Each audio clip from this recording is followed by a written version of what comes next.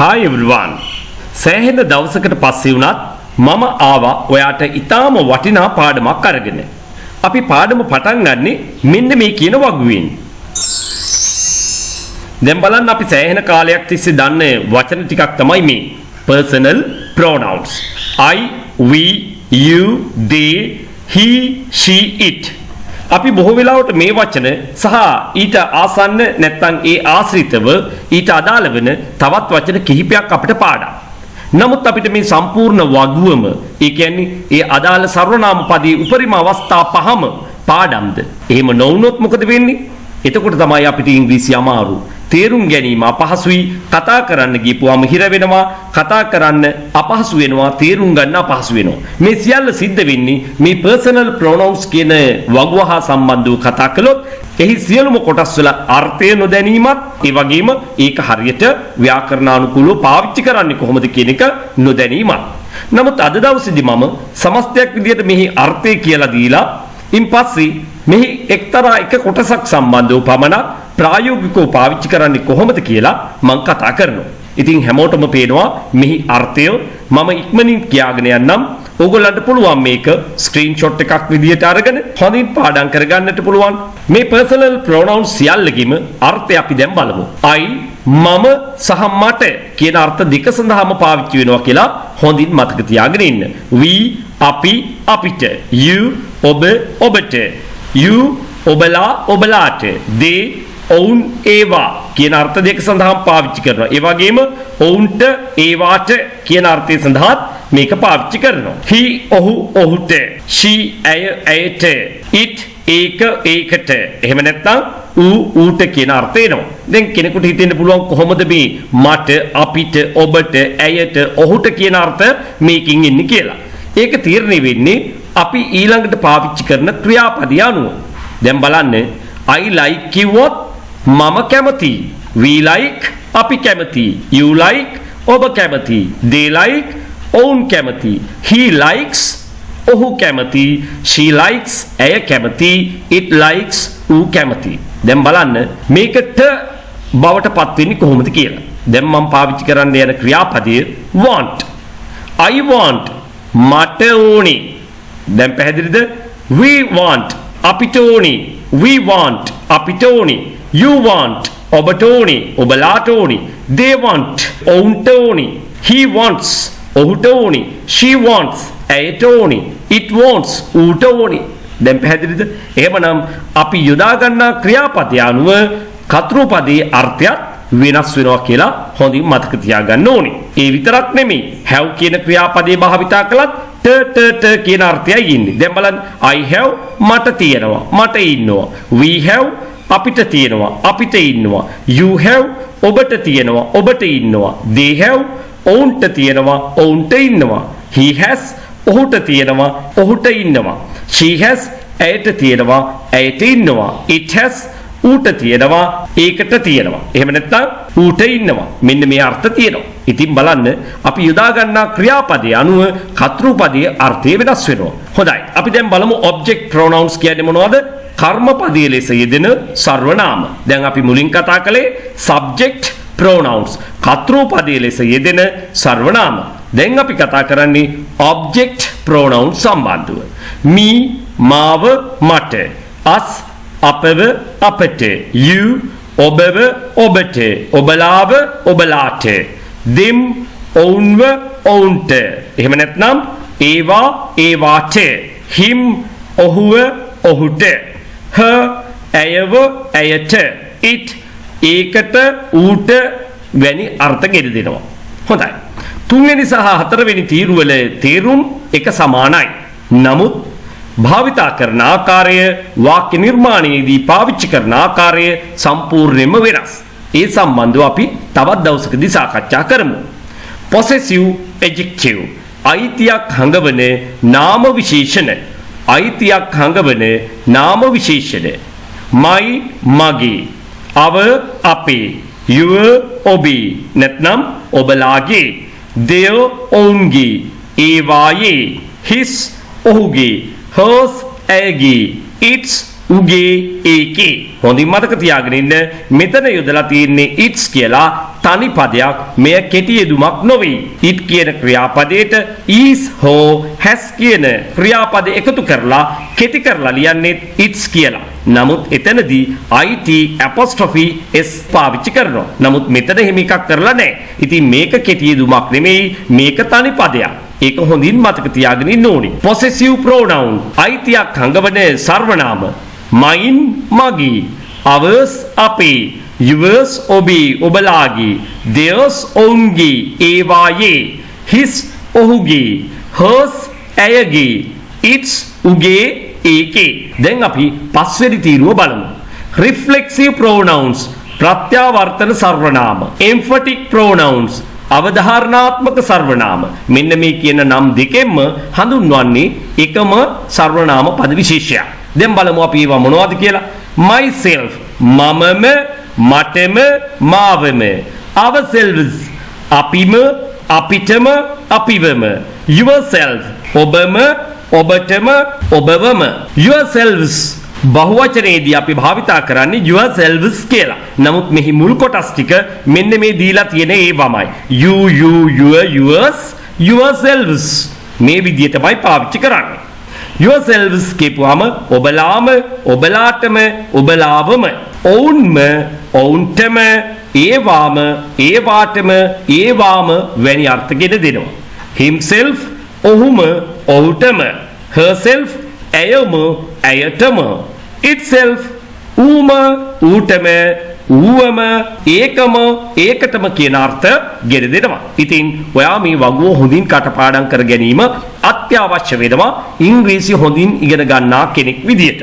එහෙමනම් අපි දැන් අද දවසේ භාවිතා කරන්න යන්නේ මෙන්න මේ අවසාන තීරුව reflexive pronoun එකක් විදිහට ප්‍රත්‍යාවර්තන සර්වනාමයක් ලෙස කොහොමද අපිට ඉදිරියදා කතා බහේදී වාක්‍ය භාවිතා කරන්න කියලායි දැන් අපි කතා කරන්න සූදානම් වෙන්නේ. ඊට කලින් පොඩි ඉල්ලීමක් කරන්න තියෙනවා. ඔයා තාමත් මගේ channel එක subscribe කරලා නැත්නම් කරුණාකරලා subscribe කරන්න. හේතුව මේ වාගේ වටිනා වීඩියෝ එකක් අලුතෙන් දාපු ගමන්ම ඕගලන්ට ඒ ගැන notification එකකින් දැනගන්නට ලැබෙනවා. හොඳයි. අපි දැන් බලමු ප්‍රත්‍යාවර්තන සර්වනාමයක් ලෙස කොහොමද අපි මේ වචන පාවිච්චි කරන්න කියලා. Number 1. She's looking at me. She's looking at me. ඇය බලාගෙන ඉන්නවා මා දෙස. She's looking at me. ඇය බලාගෙන ඉන්නවා මා දෙස. ඇය මන් දිහා බලාගෙන ඉන්නවා. She's looking at me. But look at the second example. නමුත් බලන්න දෙවෙනි උදාහරණේ. She's looking at herself. ඇය දැන් කොහෙද බලාගෙන ඉන්නේ? ඇය බලාගෙන ඉන්නේ ඇය දෙසම, ඇයවම, ඇයටම, ඇය දෙසම කියන අර්ථය ගැනීම සඳහා at herself පාවිච්චි කළා. එහෙමනම් ඇය බලාගෙන ඉන්නේ දැන් වෙන කොහෙවත් නෙවෙයි ඇය දෙසමයි. ක්‍රියාව කරන්නේ ඇය, ක්‍රියාවට යටත් වන්නේද ඇයමයි. ක්‍රියාව කරන කෙනාටම ක්‍රියාවේ ප්‍රතිඵලයක් ලැබෙනවා. එහෙමනම් ප්‍රතිවර්තනයක් වෙනවා. ඒ නිසා තමයි මේවට කියන්නේ ප්‍රත්‍යාවර්තන සර්වනාම කියලා. එහෙම නැත්නම් කියනවා අපි රිෆ්ලෙක්ට් වෙනවා. පරාවර්තනය වෙනවා. රිෆ්ලෙක්ෂන් කියලා අපි කියන්නේ පරාවර්තනේ. එහෙමනම් රිෆ්ලෙක්සිව් ප්‍රොනවුන්ස් කියලා කියන්නේ මෙන්න මේ හේතුව නිසා. මොකක්ද හේතුව? ක්‍රියාව කරන කෙනාටම එහි ප්‍රතිඵලය ආපස්සට එනවා. එහෙනම් රිෆ්ලෙක්සිව් ප්‍රොනවුන්ස් කියලා කියන්නේ අන්න ඒ නිසායි. She is looking at herself. ඇය බලාගෙන ඉන්නවා ඇය දිහාම, ඇය දෙසම. He is talking to her. He is talking to her. ඔහු කතා කරමින් ඉන්නවා ඇයට. නමුත් බලන්න මේ වාක්‍ය. He is talking to himself. He is talking to himself. ඔහු කතා කරමින් ඉන්නවා ඔහුටම. ඔහු කතා කරමින් ඉන්නවා ඔහුටම. දැන් ඇතැම් අය තනි වෙච්චාම ඔහි තනියම කතා කරන්නේ. අන්න එවැනි අවස්ථාවක් බලාගෙන ඉඳලා කෙනෙක් කියනවා මෙහෙම. අන්න අරයා තනියෙන් කතා කරනවා. He is talking to himself. ඔහු කතා කරන්නේ වෙනත් පුද්ගලයෙකුට නෙමෙයි ඔහුටමයි. He is talking to himself. I looked at myself in the mirror. I looked at myself. Looked කියලයි අතීත කාලයේදී මෙම වචනේ උච්චාරණය කරන්නේ. හල්ටයන් ශබ්දය එන විදිහට. මම බැලුවා මම දෙසම. In the mirror කණ්ණාඩියෙන්. මම බැලුවා මා දෙසම කණ්ණාඩියෙන්. I looked at myself in the mirror. She cut herself with a knife. ඇය කපාගත්ත ඇයවම පිහියකින්. එහෙනම් යම් දෙයක් ආධාරයෙන් කියන්න තමයි අපි with පාවිච්චි කරන්නේ. with a knife කියන්නේ පිහියකින්. with a pen කිව්වොත් පෑනකින්. with a pen කිව්වොත් පෑනකින්. with a stone ගලකින්. with a stone ගලකින්. with a stick කෝටුවකින්. with a stick කෝටුවකින්. with a pencil පැන්සලකින්. with a pencil පැන්සලකින්. with a broom කොස්සකින්. with a broom කොස්සකින්. with an eagle broom ඉදලකින්. with an eagle broom ඉදලකින්. මෙන්න මේ විදිහට මේ phrases පාවිච්චි කරන්න ඔයා ඉගෙන ගන්න ඕනේ. ඒක හරිම වටිනවා අපිට කතා කරන්න ගියපුවාම. දැන් බලමු නැවතත් වාක්‍ය මොකක්ද කියලා. she cut ඇය කපාගත්තා herself ඇයවම පිහියකින්. ඇය කපාගත්ත ඇයවම පිහියකින්. ඇත්තටම එහෙම කියන්නත් පුළුවන්. මෙහි තව අර්ථයක් තියෙනවා. ඇය අතින් කැපුණා. ඒ කියන්නේ වෙන කෙනෙක් ඇවිල්ලා ඇයව කැපුවේ නෑ. ඇඟිල්ලක් වෙන්න පුළුවන්, තුවාලයක් වෙන්නේ. එතකොට කියනවා අපි ඇය විසින්මයි ඒක කරගත්තේ. ඇය විසින්මයි ඒක උනේ. එයාමයි ඒක කරගත්තේ. She cut herself with a knife. Help yourself please. අපි කෑම කන්න යනකොට කෙනෙක් මෙහෙම කියනවා. Help yourself please. Help yourself please. උදව් කරගන්න ඔයාටම කරුණා කරලා. මේ කියන්නේ මොකක්ද? බෙදාගෙන කන්න. ඒ කියන්නේ මම බෙදන්නේ නැහැ, වෙන කවුරුවත් බෙදන්නේ නැහැ. ඔයාම බෙදාගෙන කන්න. අන්න ඒ කියන අදහස ප්‍රකාශ කරන්නේ ඉංග්‍රීසියෙන් මෙන්න මේ විදිහටයි. කොහමද? help yourself please. help yourself please. මෙන්න ප්‍රත්‍යවර්තන සර්වනාමයක් නැත්නම් reflexive pronoun එකක් පාවිච්චි කරන තවත් අවස්ථාවක්. They are enjoying themselves. ඒගොල්ලෝ විනෝද වෙමින් ඉන්නවා ඒගොල්ලන් විසින්ම. ඒ කියන්නේ වෙනත් පාර්ශ්වයක් ඇවිල්ලා මේගොල්ලෝ විනෝදයට පත් කරනව නෙවෙයි. මේගොල්ලෝ විසින්ම විනෝද වෙනවා. අන්න ඒකයි මේකේ අර්ථය. Sometimes සමහර වෙලාවට he talks ඔහු කතා කරනවා කාටද? To himself ඔහුටම. සමහර වෙලාවට ඔහු කතා කරනවා ඔහුටම. දැන් අපි කියන්නේ මෙහෙම ඇතැම් අය ඉන්නවා හුදකලාව ඉන්නකොට එහෙම නැත්නම් අපි දකිනවා පාරෙත් උටේ යනකොට ඒගොල්ලෝ තනියම කතා කරනවා.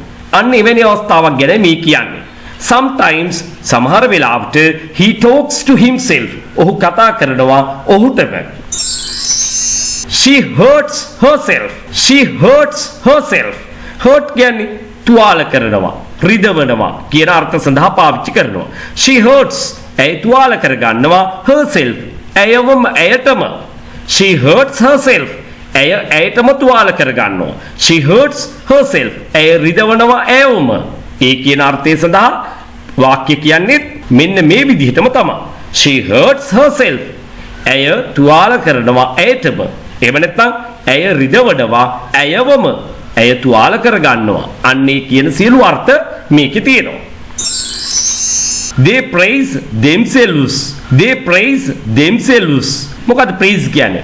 වර්ණනා කරනවා. praise කියන්නේ වර්ණනා කරනවා, අගයනවා. ඉතින් they praise කියන්නේ ඔවුන් වර්ණනා කරනවා. කවුද? වෙන අයද? නෑ. themselves ඔවුන්වම. ඒගොල්ලොම වර්ණනා කරගන්නවා. they praise themselves. අන්න ඒකයි මේ වාක්‍ය අර්ථය. I paid මම ගෙව්වා කා වෙනුවෙන්ද? for myself මාවම වෙනුවෙන්.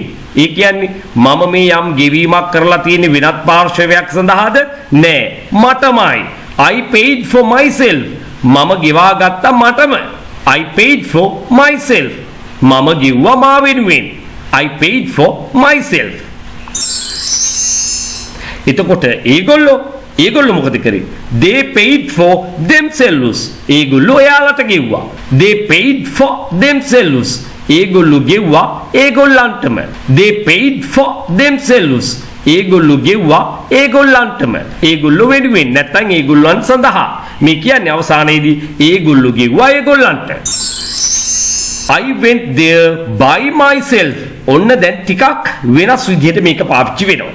දැන් බලන්න අපි by කියන preposition එක තමයි මෙතන පාවිච්චි කරලා තියෙන්නේ. I went මම ගියා there එහි by විසින් මගින් බැගින් අසලින් වන විට.